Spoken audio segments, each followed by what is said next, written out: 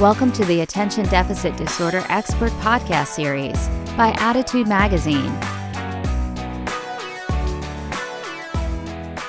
Hi, everyone. This is Lily Constance here today with Attitude Magazine. Our topic today is 2E 101, A Parent's Guide to Understanding and Supporting Twice Exceptional Children. We are very excited to have Dr. Michael Postma here today. Dr. Michael Postma is a teacher, administrator, consultant, speaker, and author dedicated to the holistic development of both gifted and twice exceptional children through his new company, Gifted and Thriving. During the last 2 decades, Dr. Postma has worked in the field of gifted and talented education as both a teacher and administrator in the public and charter school system in Minnesota and North Carolina, and was the architect of the Minnetonka Navigator Program, a magnet school specifically designed for highly gifted and twice exceptional students. Dr. Postma has published a number of articles and 2 books, the latest titled The Inconvenient Student: Critical Issues in the Identification and Education of Twice Exceptional Students. He travels and speaks nationally and internationally on a variety of topics. Dr. Postma holds a BA from McMaster University in Hamilton, Ontario, an MA in Gifted, Talented, and Creative Education from the University of St. Thomas in the Twin Cities, and an EDD in Educational Leadership, also from the University of St. Thomas.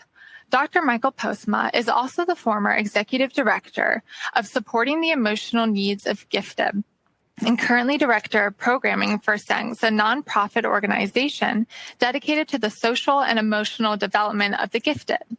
He currently lives in Bellingham, Washington, and is the father of 4 children, 3 of whom are twice exceptional. I'd also like to thank our sponsor today, which is Play Attention. Play Attention enhance brain health and performance.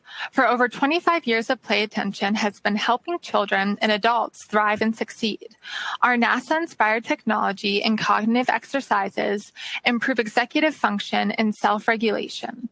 Each program includes a lifetime membership and personal executive function coach to customize your plan along the way. Call 800-788-6786 or click here for a free one-to-one consultation. Mention HS 2020 and receive 20% off our Executive Function 101 course. All activities are designed to enhance this year's school experience. Before we start, I just want to mention a couple other housekeeping items. Live attendees will receive an email with a link to the certificate of attendant option around an hour after the webinar ends. And all other resources mentioned in the webinar can be found on our webinar replay page several hours after the live webinar ends. So without further ado, I'm going to hand it over to Dr. Postma. Thank you so much for being here with us today. We're very excited to hear your presentation. Thanks, Lily, and welcome everyone. I understand folks are dealing with a lot of anxiety in this new age of the new normal, education in the new normal.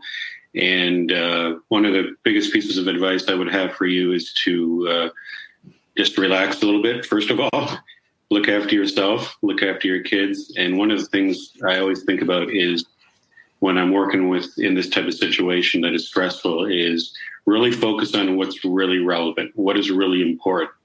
What is really important to your kids, the passion projects, the interest base, and the other things will fall into place. So if you're feeling that anxiety, take a deep breath and move forward. And if you have questions in regards to that, you can always contact me. Similar to if you have any questions regarding this slideshow that I don't actually get through when I'm answering questions, you can send me an email. And I believe, Lily, it's on the website there.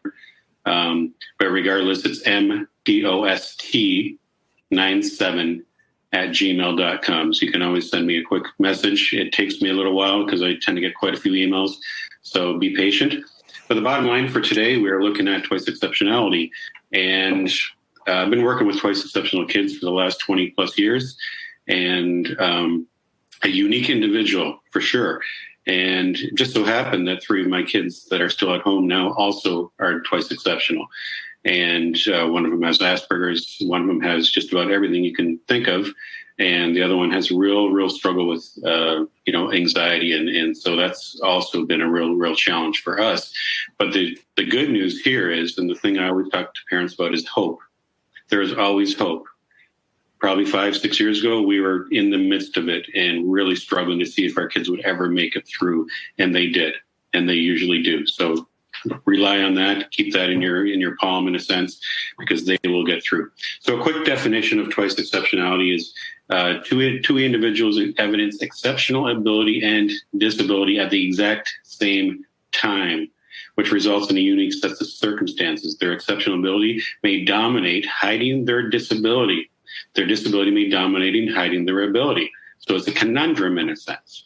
Each may ask the others so that neither is recognized or addressed. In fact, twice exceptional students are probably one of the least recognized or identified populations out there. So we really have no idea in terms of the full numbers of who is actually twice exceptional. We'll talk about that a little bit.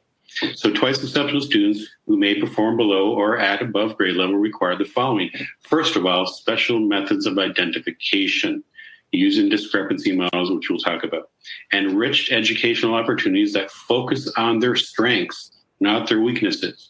Rule number one when teaching and working and parenting twice exceptional kids is you address their strengths, and through their strengths, you look at and accommodate their weaknesses. Simultaneous supports, and then professional development for staff. So that is one of the things when you're going in and looking for a school that may ask or that you're looking for in terms of a twice exceptional program, you want to make sure that staff has professional development in regards to twice exceptionality, because otherwise it's really a tough thing. So the 2E difference: 2E youth are both gifted and have a learning or emotional disability, a difference, a challenge, meaning they have a exceptional gift. They're intellectually, their intellectual potential is great, but they have something enduring that inhibits their learning or their daily experience. That disability, that could be ADD, it could be Asperger's, it could be any one of those things, dyslexia, etc. So those two things weigh against each other in a sense. Therefore, 2E youth have many of the aforementioned characteristics, which I haven't hit yet, in addition to the following. So here's where we look at the specific needs. I'm going to jump back to that, but look at this. They are gifted but disabled, meaning they're rapid learners, they have strong memories sometimes, large vocabulary, advanced comprehension of nuances, largely self-taught, unusual depth of emotion. You can read through all these things, all right? So it looks like you have a pretty bright individual on your hands. However, they're also preoccupied with their own thoughts. They can be impatient with themselves and others, and others' inability and slowness. They ask probing questions. They go beyond what is taught, or the ability to go beyond what's taught. They have wide ranges of interest, a highly developed sense of curiosity, if it's not quashed, interest in experimenting and doing things differently. They are divergent thinkers, meaning they put things together in different and unusual ways, which can be a gift, but it can also be a detriment in terms of if you're in a school situation where the regimen or the scope and sequence doesn't allow for divergent thinking or different ways of looking at things, different ways of solving problems, et cetera, right? So they have these wonderful positive characteristics: high intelligence, highly creative. I have not met or worked with a twice exceptional student or child that is not highly creative.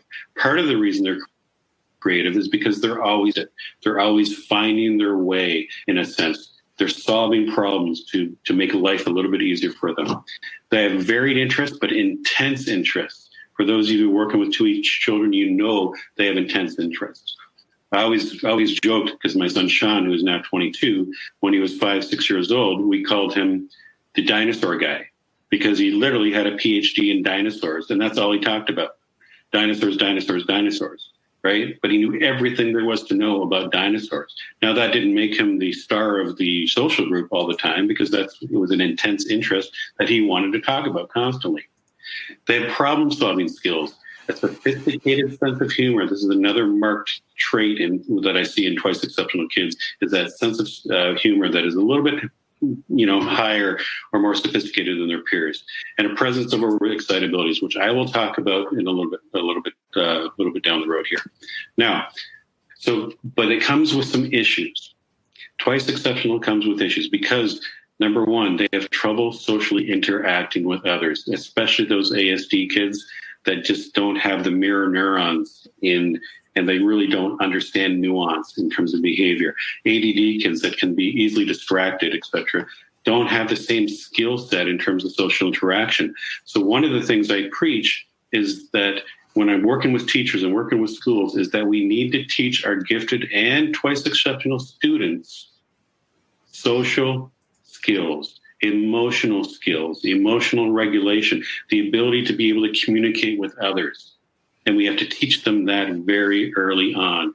We do not teach social and emotional skills at large in our school system, and that's a real disservice to our kids. They can be disorganized and have low executive functioning skills. That is due to limbic delay, which I will get to later on. They have inertia, difficulty with transitions. In many cases, a twice exceptional student may be in a classroom, for instance, or in another situation where they're expected to do something, but if they don't have the scaffolded set of guidelines or rules to follow, they will sit there and do nothing. It's that inertia piece. They need the guidance from a professional or a parent to move them from one step to the next step. Once they get going, they're fine, but they have difficulty with transitions. The other thing that very rarely gets talked about is fatigue. I wrote a piece on this, I think last year, and the problem with twice exceptional kids is they go through something that I call, why am I blanking on this? But they basically are living two lives in a sense. They are living a life in terms of where their comfort zone is, and usually that's at home, where they feel like they are at home, where they feel like they're accepted, where they feel like they can perform. Oh, it's code switching, of course.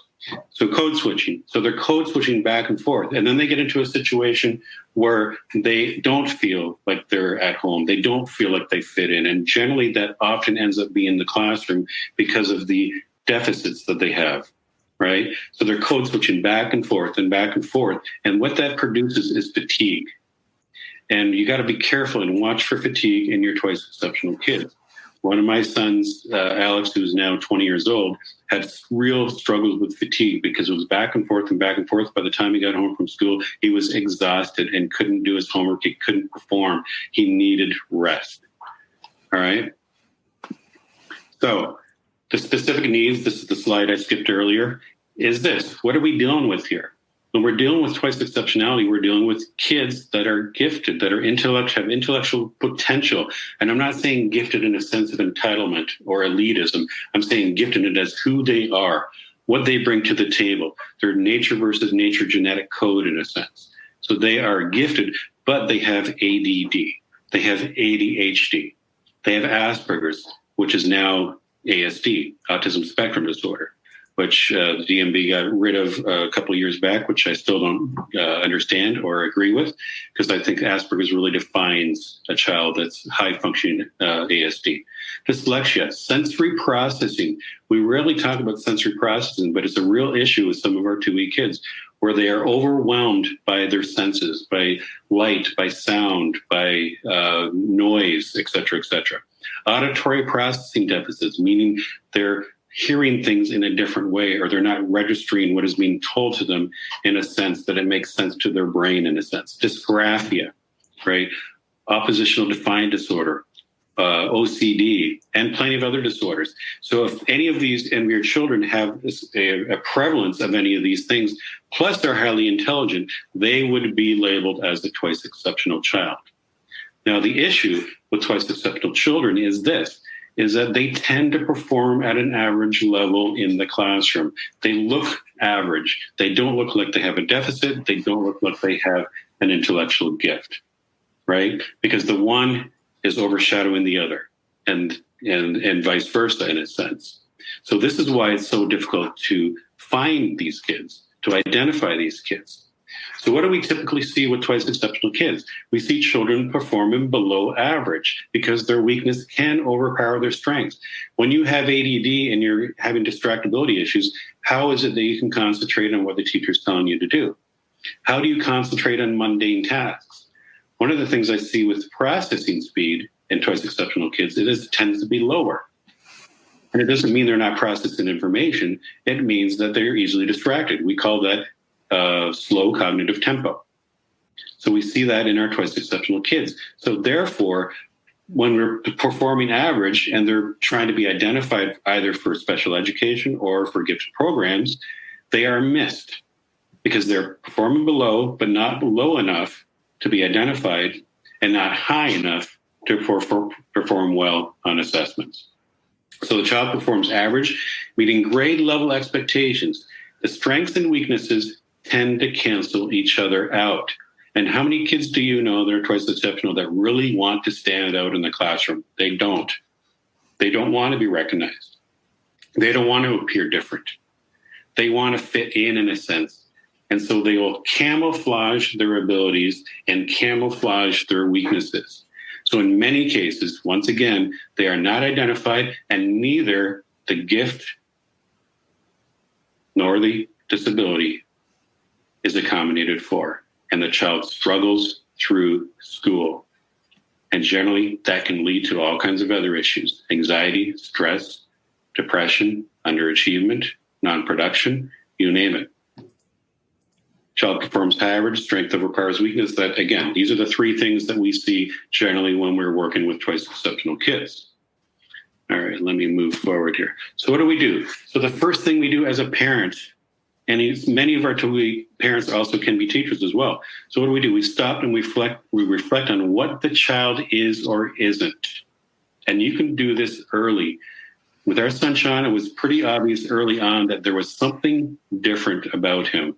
There was something different about the way he interacted with his peers. He did more what we call parallel play, less interaction and more doing his own thing alongside of others. We also noticed other little discrepancies in him in the way he actually communicated with us, in the way that he actually acted. He didn't understand nuances in language. He didn't understand the inside joke, et cetera, et cetera. So we suspected early on, even at 3-4 years old, that there was something different. We stopped and we reflected on what was happening with our child before we even started school. And then when he got into school in the kindergarten, all happy and ready to learn, it became a nightmare because he did not fit into that program. And then he was diagnosed at kindergarten level with Asperger's, and that made a world of difference. Look, closely observe what happens when the child is struggling. Then when he or she is not struggling, what factors seem to be in play? Where does this child seem to be compensating? Really, really key, looking for finding those struggles, observing those struggles, and what are they doing to compensate for those struggles? Does there seem to be any vision or auditory processes? Another thing that's often hidden is the vision or auditory processes. We do screenings in a sense early on, but not all those screenings don't always work. The other thing with 2E kids is they learn early to camouflage their disabilities, and so they can trick you in a sense. They can trick the school, they can trick folks into believing that they are okay. So you got to be really careful in terms of looking and observing. And then continue. And if so, what settings, activities in the classroom do these issues manifest? So not only in the classroom, but at home. What are you seeing that is different? Observing what is different. I actually ask my parents to journal what is different. I actually have them backwards journal. So sometimes I get clients that come in at 12, 13, 14 years old when things become really obvious, especially in middle school. I have them backwards journal all the way through to look for triggers, to look for struggles, to look for times when things seem to be off, and then to analyze what actually was going on and how the child compensated and how the child reacted to those situations. And the other thing is to listen. We don't listen anymore. We're in a society that's crazed with media, with this and that and the other. We're moving from one thing to the other to the other. And actually, in a sense, one of the positives of this pandemic has been that we are spending more time together and we can actually practice reflective listening.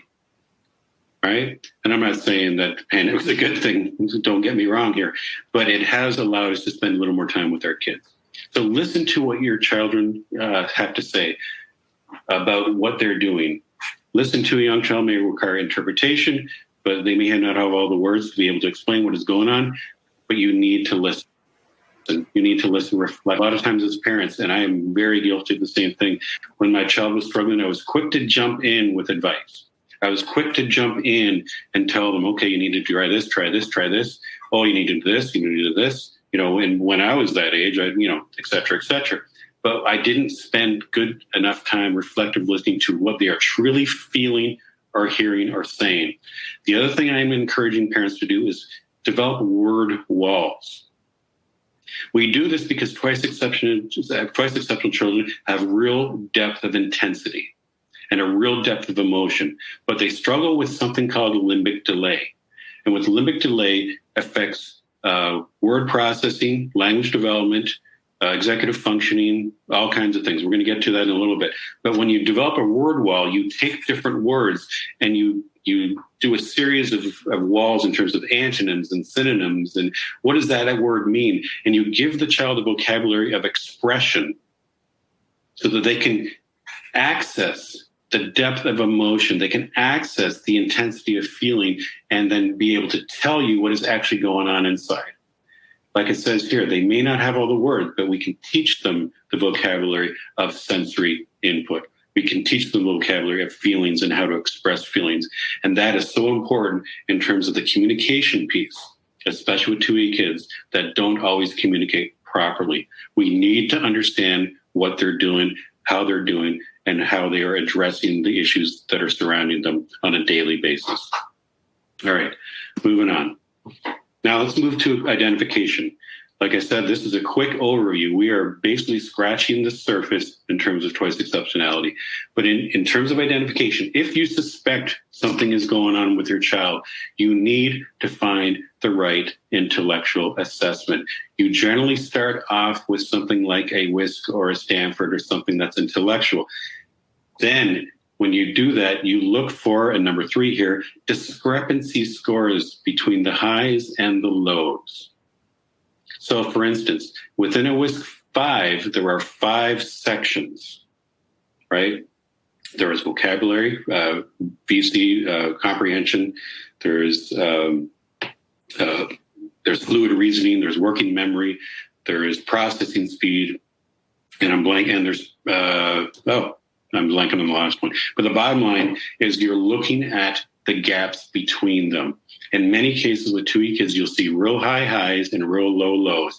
And that in turn will tell the psychologist, the proctor in this sense, where to go next to narrow in on those deficits and find out what is really going on with that child. Then backing up. Finding the right psychologist is so important. When you suspect you have a twice exceptional child, you need to find the right person who has experience working specifically with 2E children. They will get the assessments wrong if they don't. I'm guaranteeing you this. They will mess it up because they don't have experience, because there's a lot of nuances in working with twice exceptional kids in terms of the type of assessment and how the assessment is processed or proctored in a sense. Also, in terms of the right psychologist, is test interpretation and further recommendations. You want to make sure they understand the twice exceptional child so that when they go through test interpretation and develop recommendations, that they're proper and really address the needs of twice exceptionality. I have a checklist here, and again, that is something that I can send for folks if they are interested. Again, you're going to have to give me some time here, but it's really, really important that you find the right person to do the assessment. I can't emphasize that enough. The other piece to this, generally when you're dealing with discrepant scores, the full scale IQ does not matter. It actually is inaccurate. So you're looking at other values like a general abilities index. And again, I'm talking probably gibberish to many of you in a sense, but just think about this. I actually wrote a piece called The Search for Shangri-La, and it's a guide for parents in terms of twice exceptional and gifted children and to how to address finding schools, finding the right psychologist, et cetera, to make sure that your child is placed in an appropriate setting. All right, we are going to jump from that right into the brain research, and I see it's already 10:27, so I got to move quickly. I'm going to go through this very quickly. The gifted brain, the 2E brain, is metaphysiologically different than a regular brain. Number one, recent research by Dr. Nicole Retrechot, who's a gifted neuroscientist to studying gifted brains and gifted kids in general. Also, Dr. Beth Hauskamp spent 20 years just studying 2E brains. So we're gathering all kinds of new research. Now, when you take brain research, you always got to, take it with a grain of salt, because we're not sitting there analyzing and studying thousands and thousands of brains. However, when the brain research is starting to show and correlate with what I'm seeing in practice for the last 20 years, that's when I start paying attention. So what I've seen in practice is actually starting to be borne out in terms of the actual research. So when we're talking about twice exceptional brains, the brains are actually bigger. But we talked about them in a sense of hyper brain, hyper body. They're more intense. They take in information quicker, and they tend to be more hyper in nature. And here we go. So size matters. What we're seeing is physiologically, the brain is a little bit bigger than typical peers. They have more connectivity, meaning the white matter within the brain itself is thicker, it's denser, it's making more connections to all the different parts of the brain. And the new brain research is telling us that they're identifying, I think it's up to 180 different cortical regions that are unique to themselves and are so interconnected with white matter that they're functioning as a whole in a sense. The whole idea of left brain, right brain may be a bit of a myth. So environment matters. Nature versus nature. What we're finding is the nature part of the brain, the genetic part of the brain, is stagnant. So the contributions from both parents in terms of creating a new brain and a new child is stagnant unless it is encouraged by nature. The nature, meaning the experience, the environment in which a child grows up. So through sensory integration, sensory prints, taste, touch, smell, feel, etc., that natural experience, that nurturing piece, forms epigenetic signatures which actually grow the brain. They grow new neural pathways and make more connections, etc. And with that dense of connections, gifted and twice exceptional kids are making more connections at a faster pace and storing information at a more rapid pace. All right? Now, what we see with 2E kids is that some of the white matter tends to be twisted. I call it twisted logic in a sense because it's connected in the wrong way and sending sometimes the wrong messages to the wrong parts of the brain, which in turn gives you that disability in a sense, that misconnection. Maybe it's auditory processing, maybe it's dyslexia or something. But there is something, and I call it schematic regeneration, where we can actually train the brain to develop new neural pathways that circumvent some of the issues that are having. Now, will a 2E child get rid of those issues? No. Those issues will always be present. They are part of what a child is. And I have to back up because sometimes I don't actually think they're actually issues. I think they're actually gifts. I think sometimes when I'm working with my kids, my Asperger's, the sunshiny, I have ADD myself. And I sometimes think that's a gift because the way we think divergently and approach life differently and approach problem solving differently tends to be a little more intense and a little more, to me, just, it's just a different perspective. And I actually think it's a gift rather than always looking at it as a deficit, or it's a problem. It's a problem. Well, it's not always a problem. I see high creativity with twice exceptional kids, and that's not a problem. At any rate, I need to move on here. So here's a sample of the sensory input being really intense and really extreme. So we see here the Asperger's brain and the normal brain. That is the sensory meter. That is the arousal meter in the brain. So all that intake, the epigenetic signatures that you're getting from touch, taste, smell, as you're learning and growing, the intake capacity of 2E kids is that much greater. You can see it almost twice that of the normal brain. The issue with that is it has lasting effects. And with gifted and twice exceptional kids, they can create excessive fear memories because there's different kinds of prints. The sensory prints can be negative, they can be positive, they can be neutral. But a negative sensory print, let's say a young 2-year-old twice exceptional young man is bitten by a dog, that is a negative sensory print. That's a lasting fear memory that might last for a lifetime. That might end up being a fear of dogs in general down the road because of a negative experience.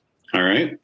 Also, overexcitable, that's the word that Dabrowski invented back in the day, meaning it's much more intense. The feelings, the emotions are much more intense. It's an intense look at life, and twice exceptional kids tend to have much more intensity. And the reason for that is that dual development. Now, I didn't talk so much about the limbic system in a sense, but the limbic system is the part of the brain that comes on first. It is designed to survive, to keep a person alive. It's survival. But it's also executive functioning. It's also language processing. It's also appetite, sleep, emotional regulation, and all those things. The issue with an intense sensory input piece is as you're developing your sensory input valve in terms of learning through all your sensory inputs, your epigenetics in a sense, that easily overwhelms the limbic system. And when the limbic system is overwhelmed, we see three reactions: fight, flight, freeze. And so with 2E kids who tend to get overwhelmed easily because of the intensity of their sensory input or their epigenetics, we see delayed social and emotional growth and accelerated intellectual growth, which means they have an asynchronous path in terms of how they develop. So you'll see, for instance, a 9-year-old with an intelligence of a 16-year-old, but an emotional composure of a 6-year-old, right? Have you seen this in your kids? How do you deal with that? Well, I look at my son, Sean, again, and I'm sorry for using my kids as examples all the time. I know they hate that.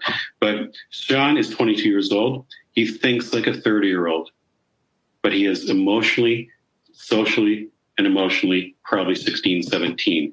That is where he resides. So sometimes I have to deal with him in that realm, and sometimes I got to deal with him in his intellectual realm. Now, he's 6'4" and 190 pounds, so he's an adult. He looks normal, but he's twice exceptional, right? So if he didn't know any different, you would treat him as a 22-year-old. So it's really important when you're looking at your kids to think about this asynchrony in terms of how you work with your kids and where they're at socially, emotionally, and intellectually. Again, this is a whole slideshow. This is an entire presentation on its own. But at any rate, I'm going to skip the overexcitabilities right now because we don't have time. I want to jump into the consequences. Again, I talked about fatigue, but I see a lot with gifted twice exceptional kids is frustration, self-criticism, sometimes hopelessness, and we talked about that, underachievement, etc. So let's jump into strategies in our last 5 minutes here. First strategy, and this is what I train teachers on: know your student. Same thing with parents. Know your child. Understand who they are and their unique needs. The first thing I do with kids that I work with is I teach them about who they are. I teach them metacognition, meaning how do they operate? How do they develop? Why is their brain different? How do they fit into their situations? And then build, take an interest, mediate for them, know their passions and develop their passions and strengths, and understand that atypical development is so important because you need to be their advocate. You need to go in and find and be that person that can defend them, in a sense, so that they get what they need. All right, be the advocate. I just said that. They have very few allies. You are one of them. Mediate. There's a lack of understanding about twice exceptionality in the classroom. I travel the country working with teachers, working with schools, etc., and there is zero training for teachers on twice exceptionality. I wouldn't say zero, but almost zero. Be calm, especially when you're interacting with staff. You need to develop a positive relationship to get what you need, in a sense, with schools. Provide resources for them because they're not always looking, right? And if you can, observe the child in the classroom. The parental eye is unique. When a teacher is there with 20, 30 kids, they're not always paying attention to what's going on with your particular child. Now, in the new age where you're doing more homeschooling, in a sense, you have to do the same thing, in a sense. You've got to provide them for their interests and strengths and help them remediate those weaknesses a little bit. And you can do that through thematic instruction by taking all the different pieces, all the different areas of instruction and melding them together. And I do this, I'll give you an example. Oceanography. Oceanography can cover every part of the subject, all the subjects, math, science, social studies, language arts. And you can take that piece and through that theme of oceanography, which might excite a child, you can teach them the rest. And you can compact that curriculum so that they're not going through every single little thing. At any rate, I probably need to do more on that. So what do you ask for when you go into a school? Number one, you ask for extended time on assessments, extended time on assignments, because for 2E children, it takes longer for them to get through. Their processing speed is down a little bit. Not that they're not processing information, but sometimes, and this is what I call the messy filing cabinet theory, is that some of that information in their brain is a little mixed up, and it takes them time to sort through it to give you the right answer. So extended time for tests is really, really, really important, especially when you're doing identification assessments and you're doing achievement tests. This is why the MAP assessments are so much better for twice exceptional kids, the NWA, because they're not timed. I had 2 children I was working with 6th grade, and they were taking the MAP assessment for 6th grade. 6 hours into the assessment, the principal called me and said, "Do I need to stop the test?" And I said, "Absolutely not.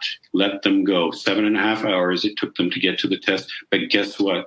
They topped the assessment. If we had stopped them, if we had timed it, they would have gotten nowhere in terms of that. Really, really important. I actually think it's unethical, and folks have echoed this sentiment, to give twice exceptional kids timed assessments. Individualized curriculum.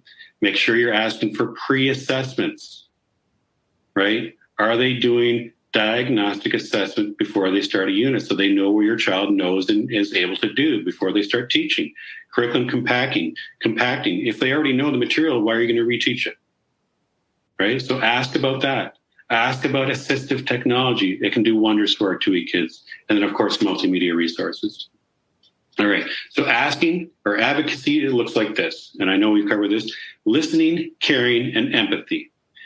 Good communication with the village that is around your child, understanding where they're coming from, supporting them, understanding the education, to finding the proper fit, finding the allies that can help you, and the patience and flexibility to work with these kids.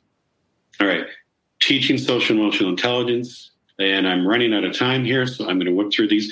Make sure they have the proper friends. Sometimes intellectual friends are much more important than chronological friends. They want to have someone that shares their interest. In a sense, I call this the parachute, because my daughter needed a kid in her school, a young lady in her school when she was in 7th grade, became her parachute, her interpreter. And that's the only way she got through 7th grade, is because she had that good friend that could interpret, that can support her and help her through the programming. I talked about communications. And yes, I made it to the end. So here's the problem. The collision between the parameters of daily school requirements and the nature of overexcitability in gifted and twice exceptional kids may set the child in a downward spiral, blah, blah, blah, blah, blah. So you really need, as a parent, to be careful. You need to watch. You need to know your kids. You need to advocate for your kids. And you need to be there for them on a daily basis. And I know that's not the easiest thing to do. It isn't. Raising 4 of them, we were at that point sometimes where, what's going to happen here? But they made it through, and yours will too. And again, I skimmed the surface here. This book is already 3 years old. I'm writing a new one that is going to be a little bit more updated in terms of research. But there it is, and I guess we're into the Q&A box. So I did it, Lily, in 40 minutes. All right, fantastic. Thank you so much, Dr. Postma. That was really insightful. So I also want to remind our listeners that the resources mentioned in the webinar today, they will be included in the webinar replay page on our website under resources. So, and can I mention one more thing, Lily? Sure, of course. So my wife and I started a business called Gifted and Thriving, and it really is focused on 2E and gifted children. And I just finished recording a 9-hour training on everything that I talked about here in terms of what is giftedness, what is the neurology, what is metacognition, what do you do, how do you teach metacognition, et cetera, et cetera. If anyone is interested, again, it's giftedandthriving.com, or send me an email and I can forward some information. Now, it is our business, so it does come with a price, but yes, so I just wanted to throw that out there. Sorry. Great. So a number of our listeners are curious about how gender differences factor into twice exceptional children. So, for Absolutely. instance, do you find an equal number of girls and boys present as twice exceptional, or is it more prevalent in one than the other? The numbers would say no. The numbers would say there's more prevalence in boys. I actually disagree with the numbers. And the reason is this.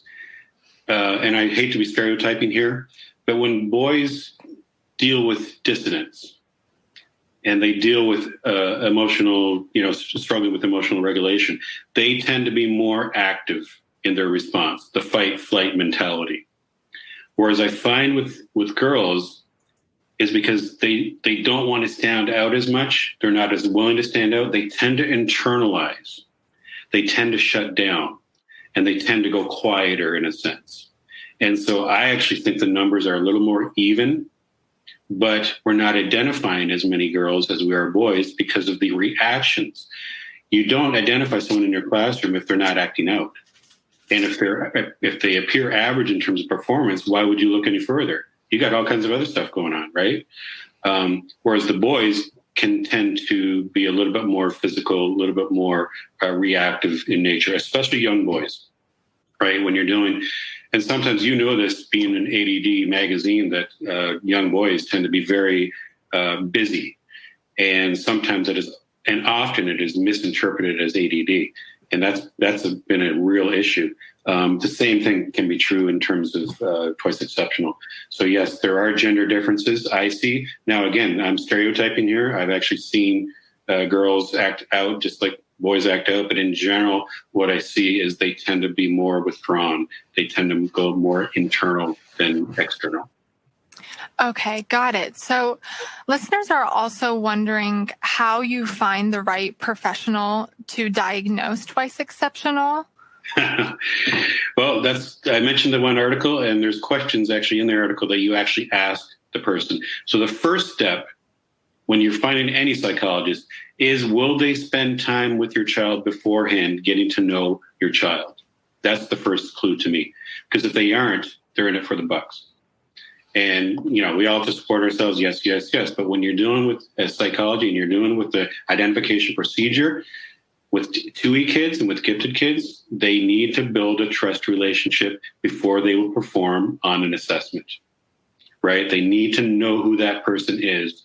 And so that's why this is the first step is, will they spend some time, maybe even if it's just a drop in and get to know you kind of thing, before they go into testing mode, so that child feels at home and can give the best performance in a sense. The other thing to do is there's certain questions that you can ask. And the very first easy question is, have you worked with twice exceptional children in the past? And then you ask them, how is it different? And if they can't articulate how it's different, if they say, well, it's not really different, it's the same, I use the same procedure, blah, blah, blah, blah, blah, then you need to find someone else. I think there's ways, I don't think Googling is probably the best option here.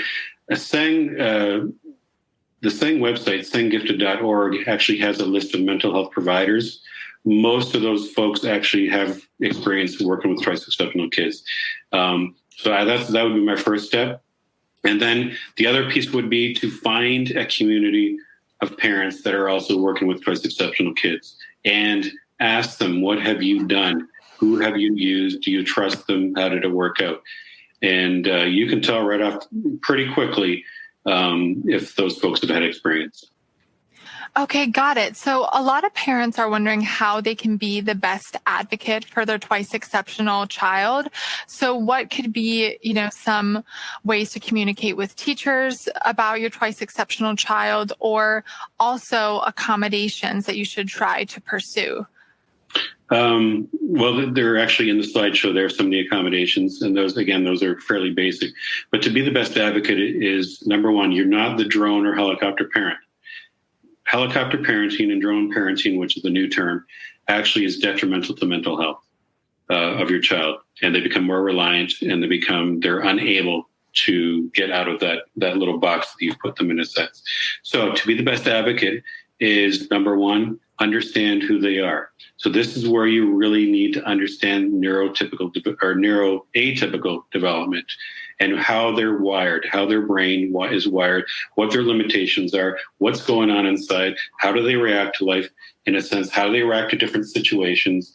And then once you really get to know your child, then you have an inside track in terms of how you can advocate for them. So for instance, for our son Sean has Asperger's. He cannot take notes and listen to the teacher at the exact same time. So when he was a child, we had a list for the teacher and just said, hey, you know what? This is how he learns.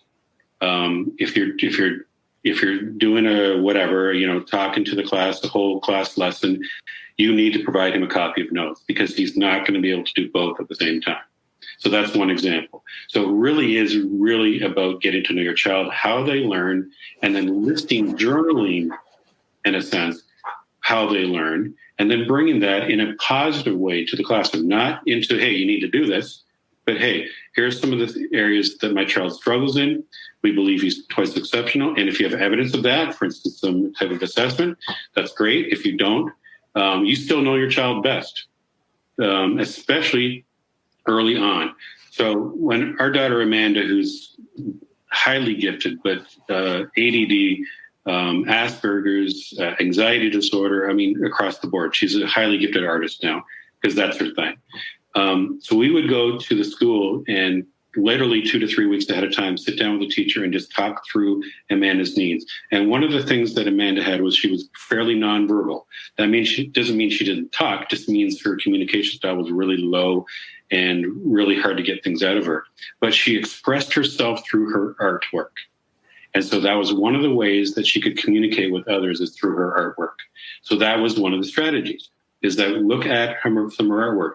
When she's doodling in class because she's having trouble listening and paying attention, that doodling is actually helping her to pay attention to what you're saying, and then take a look at what she's drawn. And you may see there's a message in there. Of course, so those are just a couple of examples. But the bottom line is you really, really have to know your child. And again, one of the things I teach parents to do in terms of communication with their kids, especially as they get a bit older, is I do something called the nonverbal communication journal. Yes, I'm using the word journal a lot. But the bottom line is when we actually sit down, especially when our kids get into their 10, 11, 12 and their teens, some of the conversations tend to be emotional rather than rational. And so what I encourage parents to do is have a little journal and you write a message to your child, you put it on the shelf, and then when your child is ready, you write back. They write back. Usually it starts slow. So the child just writes a few sentences. But over time, it becomes a way that a child can express what's going on in their life, express what's going on in class, express what's going on emotionally and socially to you in a non-judgmental / emotional manner, but more in a rational manner, and then you can address that. So there's a lot of different ways as a parent. It's a big burden. It really is. We went through it with our kids, but we survived. But it's a big responsibility. And when you're dealing with 2 kids, it's a total new ballgame. There is no what to expect when you're expecting a twice exceptional child. It's not out there. So you really need to pay attention and find your resources. And the other thing is, twice exceptional parenting can be very, very lonely. It can feel isolating. Find your group. I actually run some groups, and we're going to be running more in the fall that are just connection groups, where parents just get together and talk, and they share ideas and resources, and they share challenges and struggles and stories, and it's totally fine. Even if you're not learning, you're sharing, and you feel like you have some camaraderie, and that's really, really important. Great. Thank you. So we have some parents who are wondering about the relationship between twice exceptional students and special education students. Should those two categories be lumped together? And we actually have a question from a school psychologist who says, Dr. Postma, as a school psychologist working in public schools, can you respond to the issue of 2E students not meeting the criteria for special ed under one of the 14 eligibility categories? Yeah, and that's a real problem. In fact, I was in D.C. in 2012 meeting with not the Minister of Education, or not the Minister, the Secretary of Education, but the second, the next down, and then also with the supervisor of all special ed programming for the nation. And we expressed that same sentiment. And so there was a letter that was sent, and I can, if that person wants to email me, I can share you the resource. It's called Letter to Delisle, and where it instructed states in terms of how to identify and not to disclude twice exceptional kids based on performance. So it really encouraged folks to look at discrepancy data. So what is the potential that the child has? What 2E kids will do is they will show you flashes of brilliance, but then they'll be right back down.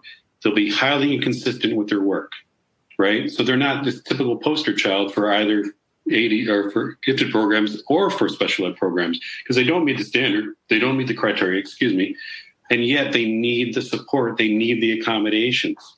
But then once again, as a psychologist, you have to make sure that those accommodations are characterized by working with their strengths first. Because when you put a twice exceptional child in a special ed program, it's a deficit model. It's an emphasis on the deficit. And the issue there is the kids get extremely bored. They'll get reactive. They'll get angry. They'll get frustrated because it's repeat the same. And so you're always working on the deficit. And meantime, their mind is processing at a much different rate. And they really need that challenge. They need the complexity. So it's a real conundrum in a sense. But I'll send that, whoever that is, I'll send you some of the material on that to answer that question. And I think that answers also the same question. Is do 2E kids, should they be part of special ed programs? Yes, in terms of that specific need, but not to the same degree as someone that needs that specific skill all the time, in a sense.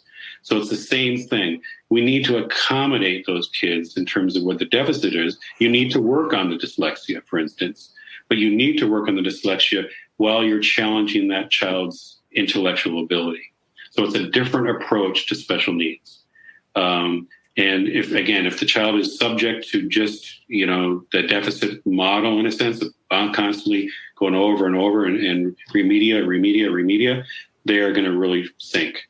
So it's a different model. And that's why this makes it so difficult for schools and for parents and for teachers, is they don't fit one or the other. They need gifted programming, they need the challenge, but they need the supports to be able to get to those challenges. So again, it's a tough situation. Right. Okay. So another listener is wondering, how young can a child be diagnosed as twice exceptional? From a formal perspective, not too young. However, this is where I have parents journal and log, because you can see deficits. You can see things going on that just don't seem right. And I would journal those deficits. Again, deficits is the wrong word. Those differences. I don't actually see 2E as a deficit. I see it as sometimes as a strength. But anyways, look at the differences. Generally, when you're doing intellectual assessments, when you're doing the first identification modeling, at 6 years old is probably the minimal in terms of getting, consistent results, I would say. However, you can see, if you know your child, that things are different. And just record those differences, watch those differences. For instance, if they're in preschool and they're doing complex, audiovisual processing, or they're doing complex visual spatial stuff where they're building all kinds of intense things, and yet they're not talking or communicating, that's a sign, right? If they're doing high level things and yet struggling to do pretty simple tasks, that's a sign. So you journal those, you make sure that you keep an eye on those things. And don't make a huge deal of it. Don't be running and going crazy. Oh, something's going on. Just, you stay calm, you observe, you listen, you communicate, and then find resources. Talk to others. There's books out there in regards to the subject, read up. And then when it comes time, when they're 5, 6, 7, I would say 6, 7 is probably the optimum age in terms of real intellectual assessment. But you can go earlier if you want to. There's something called the WIPC that is for younger kids. But intelligence changes. What we're seeing from the brain research is, the brain growth continues through the mid-20s, and there's huge spurts when they're teens. And as folks know, the prefrontal cortex in the human brain is not fully developed until a child is 25 years old. So think about that. So when you're looking at assessments and you're looking at, to me, it's sometimes a picture in time. or a picture, it's a temporary glimpse because they continue to grow. Now, in terms of 6, 7 years old, you're probably going to get a pretty good idea at that age. And then sometimes, and I hate to say that because sometimes that's almost too late. But keeping an eye on them is probably the best advice I can give you. Okay. And certain parents are wondering if you have any advice or strategies for how to explain twice exceptionality to their child who's twice exceptional. Yes, that is called the metacognitive process. And so what I actually do with especially with younger kids, is I keep it simple. When kids start noticing differences in terms of themselves versus their playmates, for instance, you address them honestly, because they need to understand that it's okay to be different. It's okay. In fact, I don't even know if normal is actually normal anymore. I'm not even sure what normal means, because what we found with the brain research is that every single brain has a unique fingerprint because of the sensory input that everyone has a unique experience with. But just address it, based age appropriately, and address the differences, address the different feelings and emotions that come out of, feeling a little different in a sense, and do that in a sense, and just keep that conversation open as they get older. When I start getting to a point of understanding, I actually sit down with them and I will work with kids at 7 years old even and go through the neurodiverse training in terms of what does your brain actually look like? What's going on with your brain? Why is it growing differently? What is it this doing? What's that doing? Why is it doing it?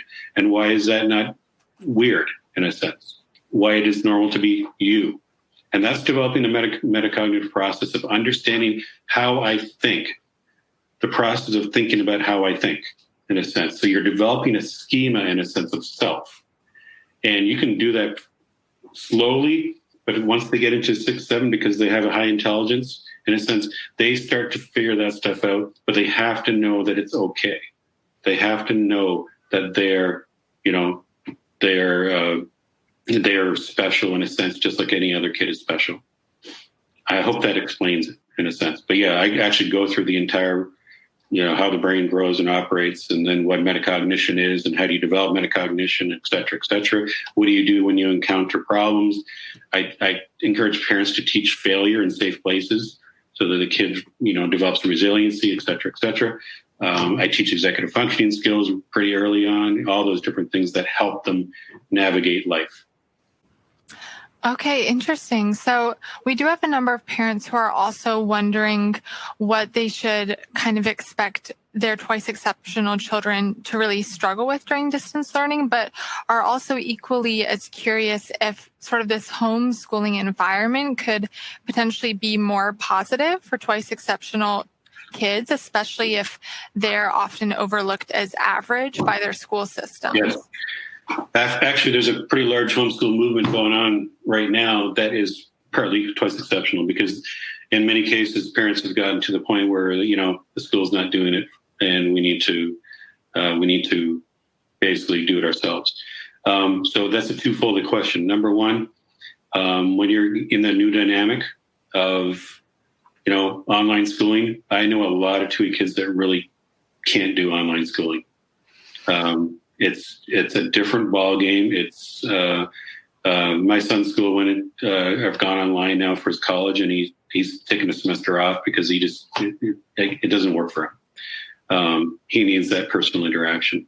Now, you can't do that, of course, when your kids are in school. But what you can do, again, is to really focus on their interests and strengths. So what are the things, you get the package from the school, what are the things that they really get them engaged in a sense, and then try to incorporate the other pieces that are not so interesting into the interest areas. And I know it's really hard in a sense because you're getting a regiment in a sense, you're getting a scope and sequence of what they need to do, and it's kind of regimented, and it's, and from what I'm seeing in terms of how schools are doing, and our teachers are doing it, it's okay, you need to get this done, read this, do this, blah, blah, blah, blah, blah. Well, that doesn't always work for our kids, especially if they're, what if they have dyslexia and they're struggling with reading? They need a guide on the side to help them get through the materials, and then someone to kind of, kickstart them in terms of scaffolding those materials so that they're attainable. What ends up happening a lot with twice exceptional children is if they run up against it in a sense and they're not interested or they're struggling with something, they will quit. They'll be done, right? So what we need to do is develop a scaffolded method of attainable and achievable tasks so they start feeling success in what they're doing and then build on those successes slowly. Again, if you're dealing with an online program and the teacher doesn't understand or it's not worked with twice exceptional kids, that is going to be a challenge. But there are certainly things you can do. You can suggest that they add more thematic things that or bring in an interest that's that angle. It's like I said with Sean with his dinosaurs, if they're teaching math and they're teaching double-digit subtraction, how can you bring in the dinosaur element in terms of double-digit subtraction? There are ways that you can. And you can do that across the board. So that's what we used to do, is always bring those real interests and teach them thematically so that they always had a hook. They always had an anchor to help them get through some of the tougher times. But yeah, it's going to be a real challenge for 2E kids with the new online. And to be honest with you, I'm just glad our kids are done. All right. Yeah, I'm sure some can sympathize with that feeling. Looks like we are about out of time. Thank you so much for this incredibly important presentation, Dr. Postma, and thank you for taking the time to be with us here today. I want to pursue passion projects. Pursue them. You can use passion projects to kind of really help those kids adjust to the new normal. So fantastic. Thank you so much for listening today. And Dr. Postma, thank you again. Oh, thank you. And again, folks, send me a quick email if you have more questions, and I'll try to get through them. So thank you so much, Lily, for having me on. Of course. All right. Until next week, everyone. Bye. Bye-bye. For more Attitude Podcast and information on living well with attention deficit, visit attitudemag.com. That's ADDITUDEMAG.com. That's ADDITUDEMAG.com. That's ADDITUDEMAG.com.